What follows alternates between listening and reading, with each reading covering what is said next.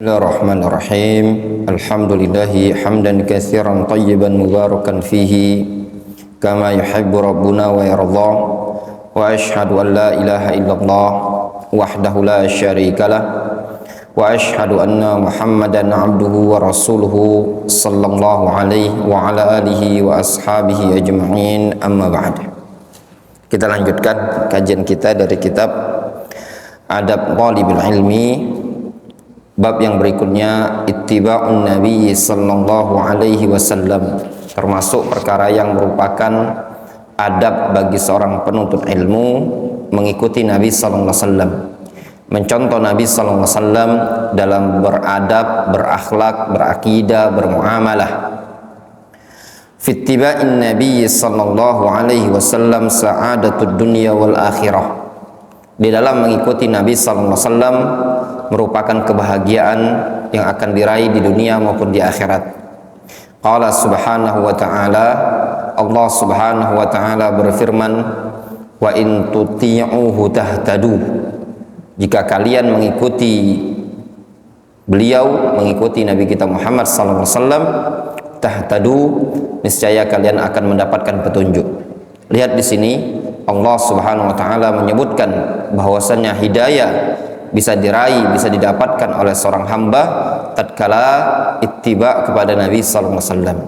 Sehingga semakin kuat tamassuknya antum kepada sunnah Nabi sallallahu alaihi wasallam, semakin kuat seorang talibul ilmi untuk mencontoh, mengikuti Nabi kita Muhammad sallallahu alaihi wasallam, maka semakin besar pula hidayah yang akan dia dapatkan. Demikian juga sebaliknya, tatkala semakin jauh dari ittiba kepada Nabi sallallahu alaihi wasallam, semakin jauh dari mencontoh Nabi sallallahu alaihi wasallam, maka semakin jauh pula hidayah yang akan antum dapatkan. Jelas? Wadih. Qala Syekhul Islam Ibnu Taimiyah rahimahullahu taala. Syekhul Islam Ibnu Taimiyah rahimahullahu taala beliau mengatakan, sa'adatul ibad fi ma'ashihim wa ma'adihim bittiba'ir risalah. Kebahagiaan seorang hamba, kebahagiaan umat manusia, baik di kehidupan dunia ataupun di kehidupan akhirat, bittiba'ir risalah, dengan cara ittiba, mencontoh, mengikuti risalah Nabi kita Muhammad sallallahu alaihi wasallam. Risalah yang dibawa oleh Nabi kita Muhammad sallallahu alaihi wasallam mencakup banyak hal, mencakup bab akidah, bab ibadah, bab akhlak, bab muamalah. Itu semua harus kita mencontoh Nabi sallallahu alaihi wasallam. Allah subhanahu wa ta'ala berfirman di dalam Al-Quranul Karim, laqad kana lakum fi rasulillahi uswatun hasanah.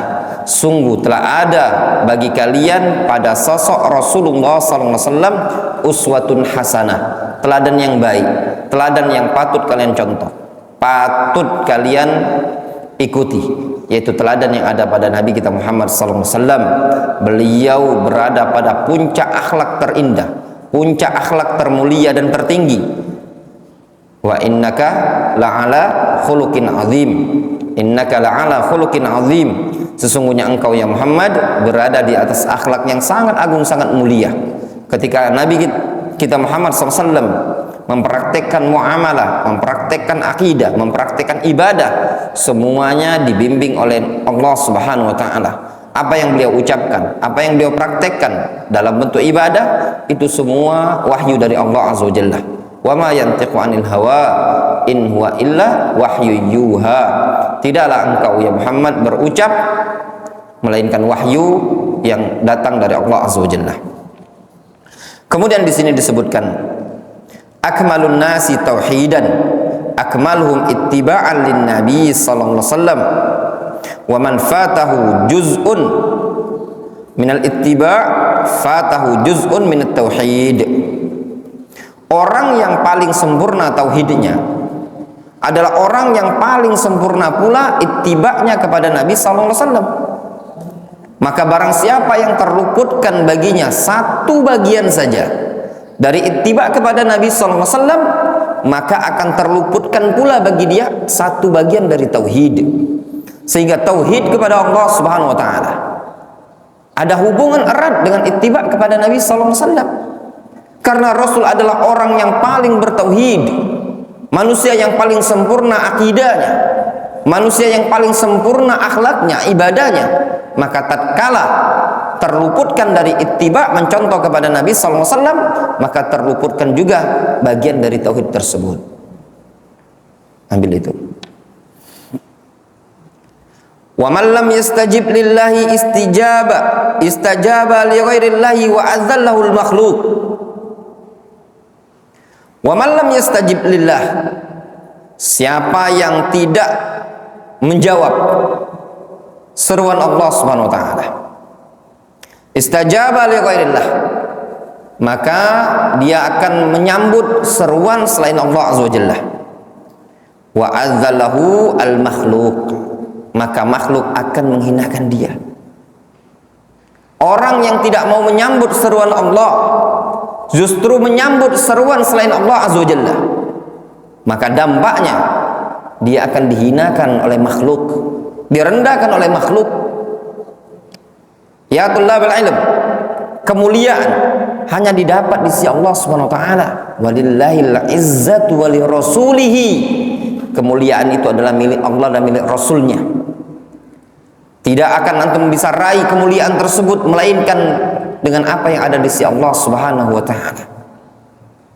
Kalau antum ingin mulia, belajarlah, ikuti bimbingan Nabi alaihi salatu wassalam. Dan di antara bimbingan Nabi alaihi salatu wassalam adalah talabul ilmi syar'i. Ketika antum talabul ilmi syar'i, ikhlaskan niat belajar Al-Quran, belajar sunnah Nabi alaihi salatu wassalam, maka antum berada di tariq, berada di atas jalan yang bisa mengantarkan kepada kemuliaan. Sudah ada di zaman dahulu orang-orang yang menempuh jalan ini, jalan-jalan ilmu. Mereka sudah wafat mendahului kita. Mereka adalah orang-orang yang senantiasa nama mereka didoakan oleh umat ini. Mereka bukan orang-orang yang banyak hartanya. Mereka bukan berasal dari nasab-nasab yang mulia. Namun mereka terangkat derajatnya dengan sebab apa? Bisababil ilmi, dengan sebab ilmu, dengan sebab ittiba kepada Nabi sallallahu alaihi wasallam. Qala Syekhul Islam Ibnu Taimiyah, Al-Imam Syekhul Islam Ibnu Taimiyah rahimahullah ta'ala, beliau mengatakan, wa kullama kana ar-rajulu atba'a li Muhammadin sallallahu alaihi wasallam kana a'zama tauhidan lillahi wa ikhlasan lahu fid din. Maka tatkala seorang hamba semakin kuat ittiba'nya kepada Nabi kita Muhammad sallallahu alaihi wasallam, maka demikian juga akan semakin besar tauhid dia kepada Allah azza wajalla, serta akan semakin ikhlas di dalam beramal. Wa idza ba'uda an mutaba'atihi naqasa min dinihi bihasabi dzalik. Maka demikian sebaliknya, tatkala seseorang jauh dari ittiba kepada Nabi sallallahu alaihi wasallam, maka berkurang pula bagian dia dari agama tersebut sesuai dengan kadar jauhnya dia dari ittiba tadi. Semakin dekat ittiba'nya kepada Nabi sallallahu alaihi wasallam, semakin besar juga tauhidnya kepada Allah Subhanahu wa taala. Semakin ikhlas pula di dalam beramal, dalam beribadah. Namun semakin jauh, maka semakin jauh pula dia dari agama ini tadi. Wadih? Jelas? Tidak diragukan lagi ya ikhwah, ya tullabul ilm. Orang kalau bertauhid pasti dia ittiba kepada Nabi sallallahu alaihi wasallam. Tidak mungkin orang yang ittiba kepada Nabi akan melakukan kesyirikan. Kenapa? Karena Nabi alaihi salatu wasallam menjauhi syirik, memperingatkan dari syirik. Jelas? Semakin dekat ittiba kepada Nabi sallallahu alaihi wasallam, mereka akan semakin bertauhid. Ini juga kenapa ulama Ahlus Sunnah adalah orang-orang yang mendakwakan tauhid, orang-orang yang mendahulukan tauhid, dikarenakan mereka semakin dekat dengan hadis Nabi sallallahu alaihi wasallam, banyak mengkaji hadis Nabi sallallahu alaihi wasallam, maka semakin besar pula dakwah yang mereka dakwakan berupa tauhidullah, berupa ilmu nafi' dan juga berupa amal saleh. Kana sahaba yattabi'una hadiyan Nabi sallallahu alaihi wasallam an imanin wa yaqinin rasikhin.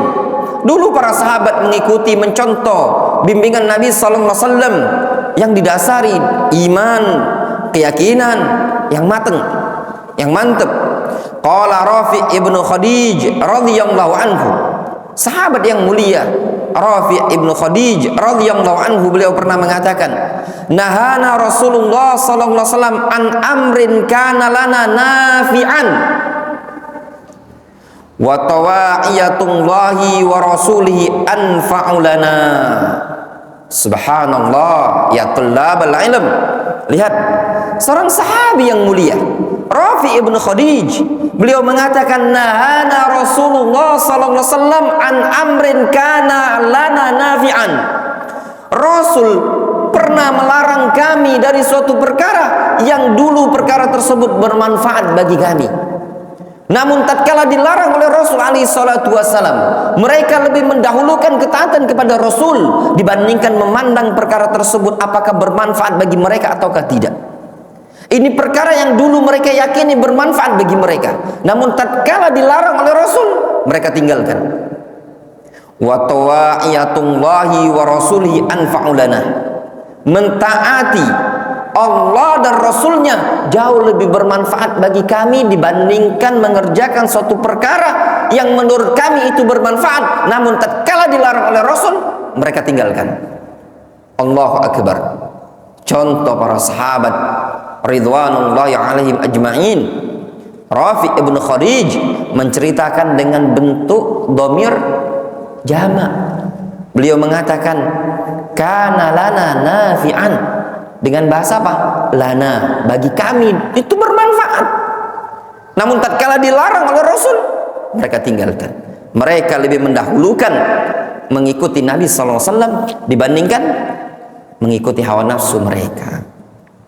Karena sahabat yaqtaduna bi af'alin Nabi sallallahu alaihi wasallam uswatan bihi. Dulu para sahabat mengikuti, mencontoh perbuatan Nabi sallallahu alaihi wasallam sebagai bentuk uswah, teladan terhadap Nabi sallallahu alaihi wasallam.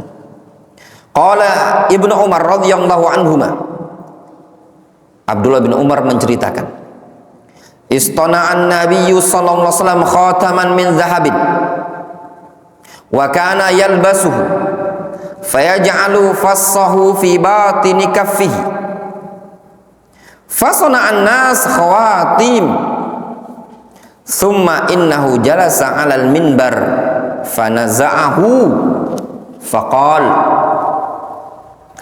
inni kuntu albasu hadzal khatam wa aj'alu fassahu min dakhil farama bihi thumma qal wallahi la albasuhu abadan fanabadzan nasu khawatimahum muttafaqun alaih.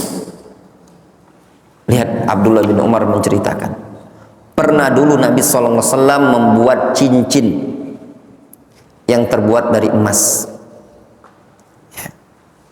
Beliau jadikan di bagian dalam, ya, cincin misalkan bagian dalamnya itu ada fas itu ya, kalau cincin itu apa?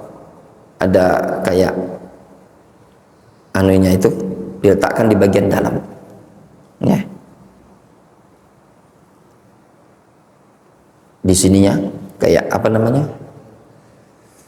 Itu loh kalau cincin itu, kalau ya, ini kan atasnya kan biasanya pakai cincin. Nah itu di bagian dalam, taruh Rasul di bagian dalam, yang tempat matanya itu ya, mata cincin itu.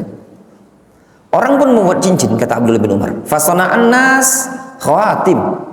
Sahabat-sahabat yang lain juga buat cincin, nyontoh Rasul. Namun suatu hari Rasul duduk di atas mimbar lalu melemparkan cincin yang beliau pakai tadi. Lalu Rasul mengatakan, inni kuntu albasu hadzal khatam wa ja'alu fasahu min dakhil. Dulu aku memang benar membuat cincin seperti ini, aku jadikan matanya di bagian dalam. Namun Rasul sallallahu alaihi wasallam melemparkan cincin tersebut karena terbuat dari emas. Tsumma qala, Rasul mengatakan, wallahi la albasu abadan. Sungguh demi Allah aku tidak akan memakainya sama sekali selama-lamanya. Fanabadzan nas khawatimahum. Orang lain pun, sahabat-sahabat yang lain pun melemparkan cincin-cincin mereka. Dalam rangka apa? Mencontoh Nabi sallallahu alaihi wasallam. Tidak pandang mereka, tidak mikir mereka. Tatkala Rasul melakukannya sudah diikuti sama mereka. Kenapa? Karena ketaatan kepada Rasul anfa'lahum, lebih bermanfaat bagi mereka dibandingkan pikiran atau pandangan pribadi mereka masing-masing. Kemudian ya ikhwah, at-taraddud fil ittiba' awil kasl fihi yunafi kamal al-imtithal. Ragu-ragu dalam mencontoh Nabi SAW atau malas-malesan dalam ittiba kepada Nabi SAW itu meniadakan kesempurnaan imtithal, kesempurnaan pelaksanaan kita, kesempurnaan ibadah kita. Wa man qaddama qaulan ala qaulin Nabi SAW lam yakun minal mustajibina lah. Barang siapa yang lebih mendahulukan pendapat perkataan seseorang dibandingkan perkataan Nabi SAW, maka orang tersebut bukan digolongkan sebagai orang yang menjawab, memenuhi panggilan Nabi SAW. Ya ayyuhalladzina amanu istajibu lillahi walir rasuli idza da'akum lima yuhyikum. Wahai orang-orang yang beriman, jawab, penuhi panggilan Allah dan Rasulnya kalau memanggil kalian. Lima yuhyikum. Kenapa? Karena apa yang diserukan oleh Allah dan Rasulnya pasti sesuatu yang bisa membuat kalian hidup, bisa menghidupkan hati kita tadi. Wa fil akhirah kullu ummati Muhammadin sallallahu alaihi wasallam yadkhulunal jannah illa man aba. Nanti di akhirat setiap umat Nabi Muhammad sallallahu alaihi wasallam mereka akan masuk ke dalam surga kecuali orang yang enggan. Bagaimana orang yang enggan? Qalu ya Rasulullah wa man ya'ba. Mereka para sahabat bertanya kepada Rasul, ya Rasulullah, siapa orang-orang yang enggan tersebut? Qal, apa kata Rasul?